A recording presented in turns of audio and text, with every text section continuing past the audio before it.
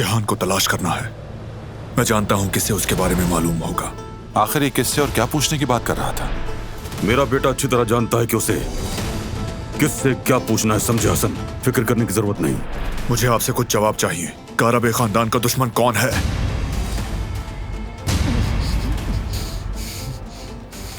जो मेरे दिल को जलाने की हिम्मत रखता है, उसे मेरे इंतकाम को सहने की ताकत भी होनी चाहिए। बस बातें बहुत हो गई, तो अब खेल शुरू करें। मेरे फोन पर एक लोकेशन आई है बाबा। हम सबको अलग अलग लोकेशन भेजी गई है। ये समंदर के पास है।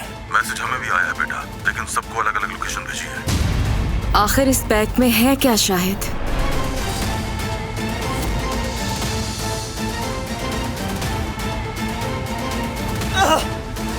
बुज़दिलो, ऐसे अंधेरे में लड़ाई करोगे? मेरे हाथ पांव खोलो, फिर बताता हूँ मैं तुम्हें कौन हूँ।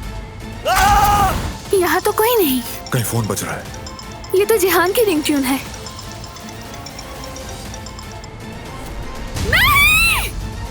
क्या हुआ?